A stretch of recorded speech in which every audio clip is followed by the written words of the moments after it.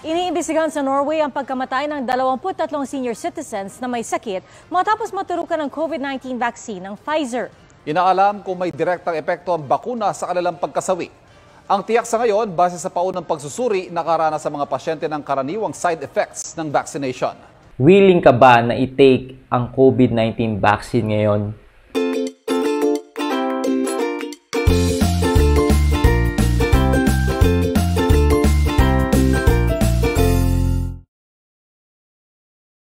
Mga ka-faith, una sa lahat gusto kong pasalamatan lahat ng mga sumuporta at bumili ng ating mga merchandise item.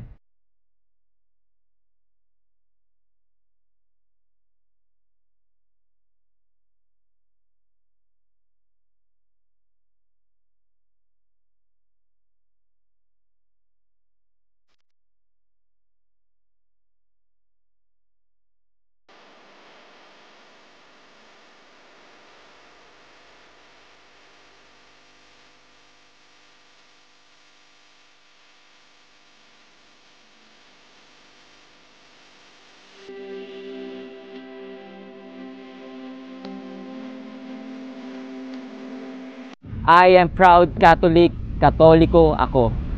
Alam mo ba na ang normal vaccine, ang duration ng isang vaccine, bago siya ma-develop, masasabing safe and effective, it will took 5 to 10 years, okay, of research and process yan. Okay, bakit ko alam yun? Because I'm a nurse, I'm a registered nurse at pinag-aralan po namin yan.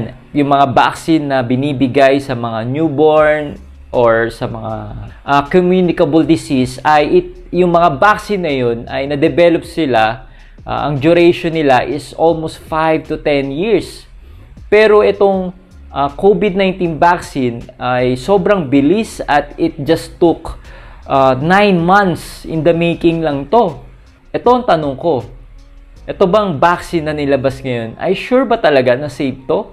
Kahit ba sinasabi sa atin ng malalaking pharma company na yan na they are really safe and effective, at meron pa nga dyan na isang company na naglabas din ng vaccine. Actually, first time nila naglabas ng isang vaccine. Doon ka talaga magdududa eh.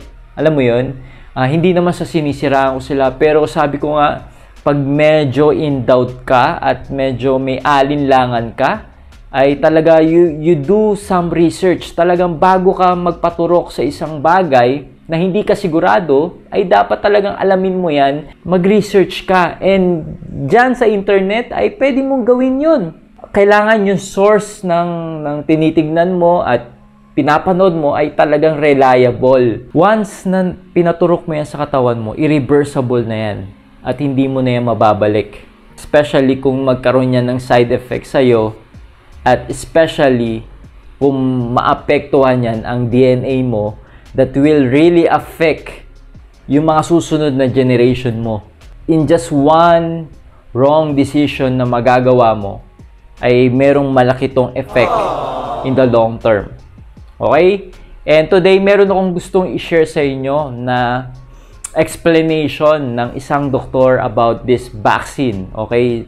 Especially dun sa ingredients na mRNA. Ano nga ba tong mRNA na to? Sa atin, talaga bang kaya nitong pigilan na hindi mag-spread at hindi na tayo tamaan ng COVID-19? Okay, so watch this. Have with us an incredibly brave, amazing doctor. And I'm going to ask you to introduce yourself, please. And thank you so much for doing this. Okay, my name is Dr. Christiane Northrup. I'm a board-certified OBGYN physician trained at Dartmouth Medical School, Tufts New England Medical Center. I'm a former clinical professor of OBGYN at the University of Vermont College of Medicine. I'm the author of 3 New York Times best-selling books, including Women's Bodies, Women's Wisdom, The Wisdom of Menopause, and Goddesses Never Age. I've done 8 highly successful public television specials. I was on the Oprah Winfrey Show 10 different times, and all the numerous TV shows like Dr. Oz and Rachel Ray and NBC Nightly News and all of the rest of it, kind of straddling the world between holistic medicine and conventional OBGYN. And my entire career really has been about teaching women everything that can go right with their bodies and how to make that their experience.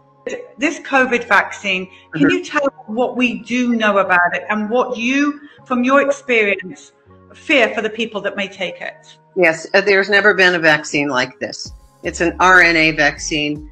It is what's called a transinfection. It will fundamentally change people's DNA. And what I don't like about it, even more than the usual thing about the toxic metals that are in vaccines that make our bodies literally into an antenna with 5G, this one has the usual non-human DNA, like, monkeys, maybe fetal cells, pigs, whatever. And so it begins to make us what's called chimers, CHIMER, introducing non-human DNA into our bodies. What is worse, though, is that there is a patent and work that they've done at MIT to make a dye, and the dye is called luciferase. And under a light, you'd be able to see who was vaccinated, who wasn't. And the deal is to store your biometric information, because this vaccine will have nanoparticles, nanocrystalline particles that are actually little robots, and they like little antennas, and they will have the ability to take your biometric data, not only your vaccine record, but your breathing, your heart rate, your activities, sexual activities, drugs that you're taking, where you travel, all of that, and then take that data and store it in the cloud. What's even more concerning is that the Bill and Melinda Gates Foundation on March 26, 2020, applied for a patent number 060606, to take that biometric data, give you a barcode, and connect each of us to cryptocurrency, so that we would become literally slaves to the system. Like everything, it would be the end of privacy, the end of freedom, because who gets the data? Who uses the data? And what do they do with it? So this patent to connect the vaccinated to cryptocurrency, making all humans a commodity, is extremely concerning. And everyone should be concerned, given that this is a virus from which 99.9% of people recover. So I would ask, why do we need anything like this? Because it goes far beyond those pandemics of old, smallpox and so on. This is very different. The plan here is to vaccinate the entire world. And the narrative that we're being sold is things will not go back to normal until everyone is vaccinated. Yan, di ba, yung paliwanag ng Dr. Jan ay medyo talaga nakaka-worry at talagang mapapaisip ka talaga bang kayo, di ba, hindi naman kayo pinipilit kung maniniwala ba kayo or hindi kayo maniniwala sa explanation ng doktor na yan.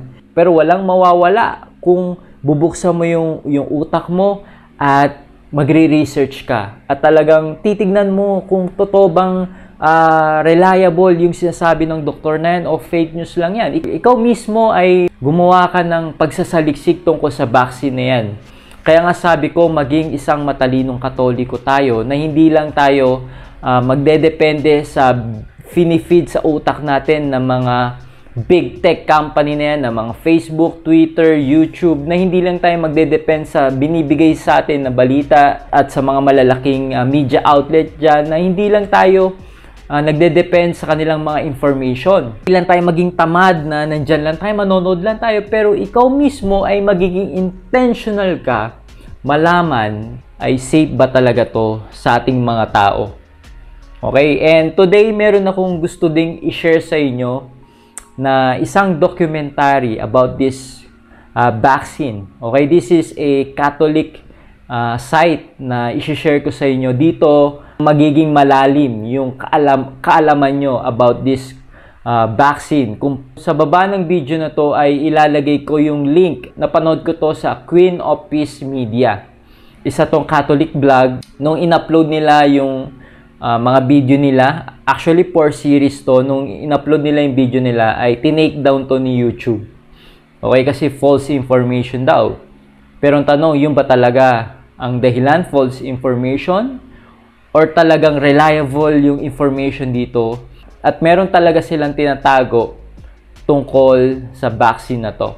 Sa baba ng video na to or sa description ng vlog na to ay ilalagay ko yung link kung saan mo mapapanood yung documentary about this vaccine or mismo dyan sa may comment section ilalagay ko yung link na yon. I highly recommend na panoodin mo dahil para yan sa safety mo at para yan sa safety ng buong pamilya mo. Patuloy natin pagdasal ang mundo na matapos na itong nangyayaring pandemic, itong nangyayaring crisis at kung ano man ang plano ni Lord para sa mundong to, naniniwala tayo that the best is yet to come. Kung hindi man umayon sa mga plano natin, ang mga nangyayari ngayon sa mundo that because of this pandemic at talagang dinisrupt talaga nito yung mga plano natin sa buhay, yung mga gusto natin mangyari, but at the end of the day, ay si Lord, He is still in control. Jesus is still the King. He is still the Alpha and the Omega.